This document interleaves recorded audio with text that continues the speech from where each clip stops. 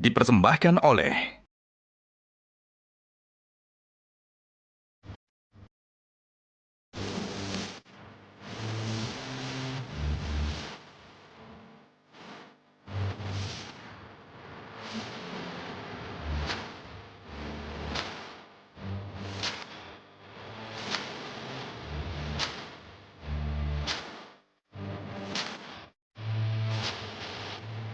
Kenapa mendirikan Malaka Project dengan generasi-generasi muda yang berkualitas semua loh. Tadi kita lihat apa alasannya mendirikan Malaka Project? Karena nama itu saya temukan ketika saya mengurus ibu saya yang lagi berobat di Mahkota, rumah sakit Mahkota yang ada di Kota Malaka, Malaysia. Jadi ketika itu saya melihat wah nama Kota Malaka dan itu terngiang di kepala saya. Terus saya mau bikin satu media, satu gerakan, satu community, satu produk yang emang fokusnya pada pendidikan.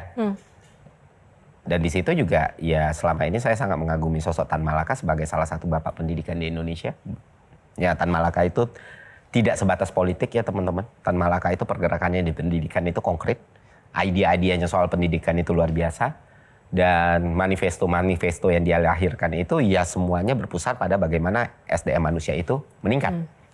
Dan spirit ini yang mau kita bawa gitu loh. Ditambah lagi kita juga punya pikiran dan keinginan bahwa nama Tan Malaka ini kan lama nih nggak terdengar. Padahal dia pahlawan nasional. Tan Malaka itu pahlawan nasional tapi puluhan tahun di Indonesia namanya tidak pernah didengar. Generasi muda kesulitan untuk menemukan literatur tentang Tan Malaka itu niche banget, segmented banget, cuma bisa dikonsumsi oleh well educated people. Dan kita kira dengan semua perkembangan, dengan semua internet yang borderless kayak gini, nggak ada salahnya untuk memunculkan kembali nama Tan Malaka. Jadi dengan Malaka Project yang awalnya kita buat. Dan karena juga ada fokus soal pendidikan. Memangnya ada situasi di negeri ini tuh yang paling merasakan di bidang pendidikan tuh apa sih bagi seorang Ferry? Nggak semua orang terdidik itu, ini kita pakai simpel lah sama pembahasan sebelumnya. Nggak semua orang terdidik itu bakal nggak percaya dengan yang namanya santet. Nah logiknya, orang sering kebalik. Wah itu kan berarti pendidikan nggak penting. Nggak kayak gitu. Orang yang udah sekolah aja bisa nggak percaya, apalagi yang nggak sekolah. Artinya apa? Artinya pendidikan yang tersedia sekarang aja, itu belum bisa membawa kita ke arah yang kita bayangkan dan ideal gitu. Apalagi kalau tidak disediakan, apalagi kalau nggak dibuka aksesnya. Nah, dari apa yang saya lihat, jumlah berdasarkan data, jumlah sarjana di Indonesia ini cuma 5% dari total populasi. Dan itu kan kita nggak pernah sadar kalau ternyata sesedikit itu kan. Lah bagaimana negara ini bisa baik gitu loh. Bagaimana negara ini bisa lebih maju lagi. Bagaimana kita bisa memanfaatkan bonus demografi kalau masyarakat kita terbiasa untuk tidak menggunakan kemampuannya, pengetahuannya, kognitifnya dengan benar gitu. Tapi ketika orang-orang ini tahu yang benar dan salah, bagaimana kausalitas, bagaimana cara berpikir, bagaimana memanfaatkan sistem 1 dan sistem 2 dengan baik secara natural gitu loh. Maka banyak sekali problem di negara ini yang bisa selesai. Kalau semakin banyak yang terdidik. Masalahnya apakah negara memberikan akses pendidikan itu seluas-luasnya untuk masyarakat? Menurut kamu sekarang? Belum. Oke. Negara bahkan melanggengkan orang untuk tidak terdidik. Karena kalau tadi Ferry coba memerangi santet, negaranya aja masih pakai Mbak Rara untuk berhentiin hujan. Secara resmi dia di-hire gitu untuk berhentiin hujan. Artinya ya memang dari situ ya langkahnya Ferry udah benar ya kalau mau fokus di pendidikan yang non mainstream mungkin ya. Kan Anda tidak bikin sekolah TK atau sekolah SD gitu kan. Tapi ada satu pertanyaan saya yang menarik karena saya juga orang yang mengagumi Tan Malaka. Tan Malaka ini kan pernah jadi ketua PKI. Berarti dia komunis lah. Walaupun akhirnya dicap oleh orang-orang PKI sebagai revisionis. Tidak sesuai dengan aliran komunis saat itu. Sehingga dia mendirikan Partai Murba. Partai Murba sendiri partai yang legal di zaman Orba sempat ikut pemilu. Walaupun Tan Malaka sudah meninggal, tokohnya dulu ada Malik kan. Artinya di sini menggunakan Malaka Project terinspirasi dari Tan Malaka, apakah mau state bahwa sebenarnya ini gerakan kiri gitu ya? Jadi Anda ini kiri, kalau di dalamnya ada Coki Pardede saya nggak yakin dia kiri gitu loh. Manusia itu kan kompleks ya, dan saya sudah tidak lagi melihat peradaban ini terpisahkan by spektrum ya. Karena kan ideologi, ekonomi, pemahaman soal ekonomi dan ideologi, political ini itu semakin berkembang kan. Betul. Dari tahun, kalau saya dibilang orang kiri, anehnya dari orang-orang yang mengaku kiri pun sangat-sangat melihat saya sebagai bukan orang kiri gitu. Ya mungkin Anda Tan Malaka revisionis gitu ya. Dan bahkan lucunya Tan Malaka itu ketika dipecat atau keluar dari PKI adalah karena dia kan menolak pemberontakan kan. Iya, tahun 26. Prambanan. Iya. Karena wah nggak bisa nih, kita kalah konyol aja kayak gini. Wah dianggap sebagai orang yang lah nggak siap nih, kurang kiri nih, ini Trotsky nih, aliran Trotsky. Akhirnya dia bikin Partai Murba. Karena Tan Malaka tuh orang yang mengedepankan rasionalitas di atas segalanya. Kalau hitung-hitungannya dia nggak masuk, ini nggak bisa gitu, jangan dipaksain gitu. Dan kamu seperti itu kah? Berusaha untuk seperti itu. Karena kan bias subjektif itu secara natural dan evolusi manusia nggak akan pernah bisa kita lepaskan kan. Cuman ya kesadaran kita dan awareness kita kalau mengedepankan bagaimana rasionalitas itu jadi hal utama dalam decision making di kehidupan kita, itu membuat semuanya lebih baik aja gitu. Dan itu belajar dari Tan Malaka. Jadi juga. kalau boleh aku simpulin, lu mencoba melepaskan dari spektrum ideologi untuk ngeblend dengan apapun kebutuhan masyarakat dari sekarang. Misalnya kayak gini, perjuangan kelas itu sesuatu yang tetap harus diperjuangkan kan. Tapi di satu sisi kita udah tahu sistem ekonomi sekarang bagaimana semakin borderless, bagaimana kapital itu semakin berkembang, bagaimana yang dihitung sebagai nilai ekonomi itu bukan cuma soal labor.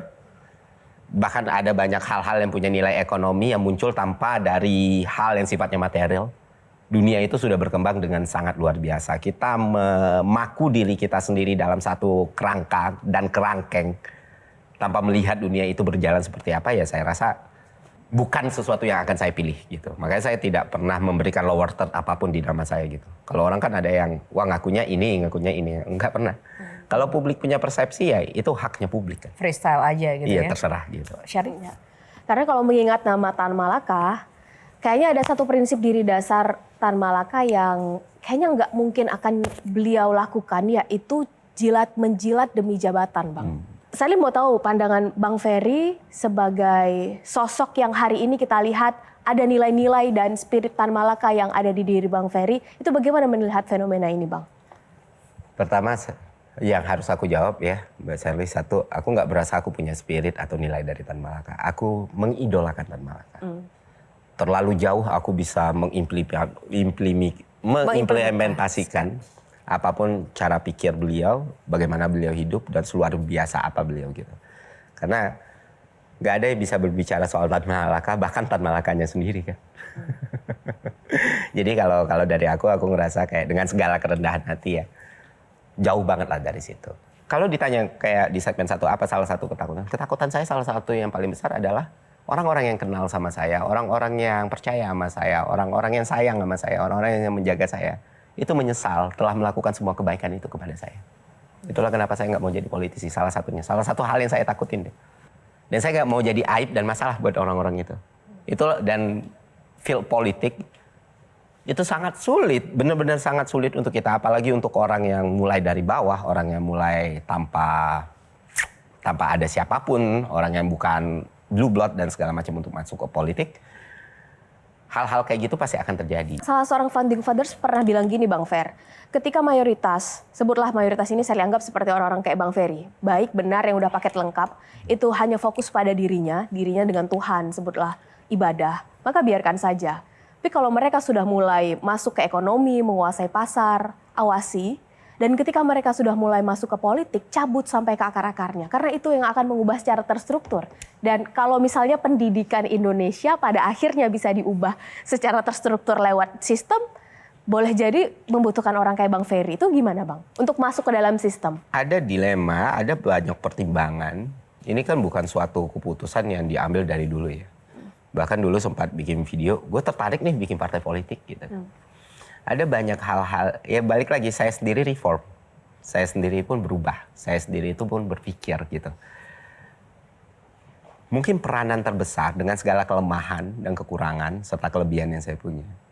Peranan terbesar dan peranan paling optimal yang ingin saya lakukan adalah menciptakan orang-orang yang tadi saya bilang. Saat ini kalau bilang mungkin Ferry reform, bisa jadi nih in the future reform juga nih tertarik politik. Iya kan ada skala levelnya ya. Kalau sekarang itu udah benar-benar melihat kayaknya peran yang bisa saya ambil dalam kehidupan saya dengan semua keterbatasan yang saya punya adalah bagaimana orang-orang yang di masa depan nanti yang akan memimpin Indonesia itu dibekali dengan pemahaman, pengetahuan, dan kemampuan untuk berpikir yang baik. Nah, sudah merasa bahwa apa yang Ferry lakukan sekarang memberi dampak pada orang banyak nggak? Belum, Belum. belum. Dan itu dilakukan di luar sistem. Ya, Oke. karena saya punya hipotesis lagi, perubahan tidak selalu harus dilakukan di dalam. Oke. Satu lagi, Mas Reza. Pertanyaan singkat dulu. Tahun Iya. 2024 ikut pilpres tidak? Mencoblos tidak? Enggak, Pileg? enggak, Berarti waktu itu golput. golput. Lebih karena anti terhadap partai politik. Karena sayang semuanya. Jawaban. Jawaban aman. Jawaban Iya, aman. karena percaya sama semuanya. Jadi saya Percaya sama coblos semuanya. semua. Tahun 2014 itu ada kosakata ajaib, revolusi mental. Apa penilaian Ferry terhadap istilah itu hari ini? Revolusi kan harus ada dampaknya. Ya. Apa yang sudah direvolusi dari revolusi mental saya sampai sekarang belum tahu. Jalan di tempat atau justru regresif? Hilang, Hilang. hilang. The whole konsep pun bahkan hilang gitu. Dan pemahaman soal revolusi itu kan sering dianggap sebagai sesuatu yang buruk ya. Padahal ya revolusi itu banyak sekali bentuknya.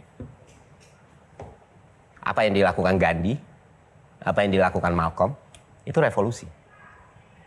Makanya waktu itu ada yang bilang, lu teriak-teriak revolusi. Ya Pak Jokowi 2014 teriak revolusi. Berarti kan itu bukan sesuatu yang buruk gitu.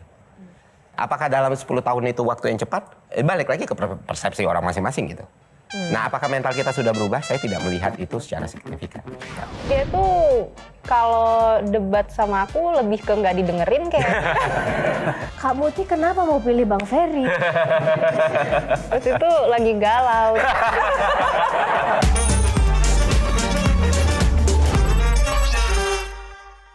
Dipersembahkan oleh